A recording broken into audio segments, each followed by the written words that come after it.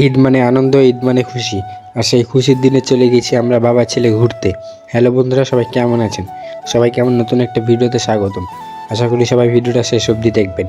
আজকে আমি আর আমার ছেলে চলে গেছি পার্কে ঘুরতে গিয়ে তো আমার ছেলে একদম অবাক হয়ে তাকায় রয়েছে এদিক ওদিক। কত মানুষ, এত মানুষ এর আগে পার্কে গিয়ে কখনো দেখেনি। ঈদের সময় তো, তাই জন্য মানুষের একটু চাপ বেশি।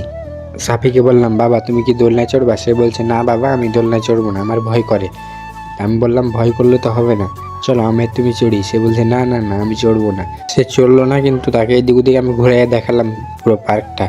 সে তো অবাক হয়ে তাকায় রয়েছে, এত কিছু একটা পার্কের মধ্যে, তাও আবার টিকিট ছাড়া। এখানে কোনো টিকিট লাগে না, এই পার্কে গেলে আপনি টিকিট ছাড়া ঘুরতে পারবেন।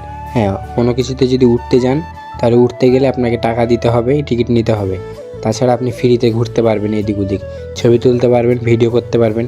তাই আপনারা যারা এখনও যান নাই তারা ঘুরে আসতে পারেন নারায়ণগঞ্জ 10 পার্ক, ঝালকুড়ি। আর আমি তো সাফিকে নিয়ে এদিক ওদিক গেলাম, এদিক ওদিকে ঘুরে ঘুরে সব কিছু দেখালাম। মানুষের ভিড়, অনেকগুলো দোলনা রয়েছে, এগুলোতে সব ছোট বাচ্চারা উঠতে পারবে। কিন্তু আমার ছেলে অনেক ছোট, সেই জন্য তাকে উঠায়নি, তাকে নিয়ে শুধু ঘুরেছি। এইখানে আসলে ছোট বাচ্চারা সুন্দর মতো খেলতে পারবে। আমার ছেলে বড় হলে হয়তো তাদের সাথে খেলতো, কিন্তু সাফি ছোটো তো, সেই জন্য খেলতে পারছে না। আর এখানে দেখছেন কত সুন্দর একটা ট্রেন রয়েছে, জায়গাটা অনেক সুন্দর, মানুষের ভিড় রয়েছে। আর এই জায়গায় তো ছোট বাচ্চা বড় মানুষ সবাই উঠেছে। এই দোলনায় উঠতে খুব ভালো লাগে, আমি একবার চড়েছিলাম অনেক দিন আগে, সেই আনন্দ লাগে এখানে চড়লে। আর আজকের ভিডিও এই পর্যন্ত। ভিডিওটা কেমন হয়েছে অবশ্যই সবাই কমেন্ট বক্সে বলে যাবেন এবং ভিডিওটা শেয়ার করে দেবেন, লাইক করবেন। ধন্যবাদ সবাইকে।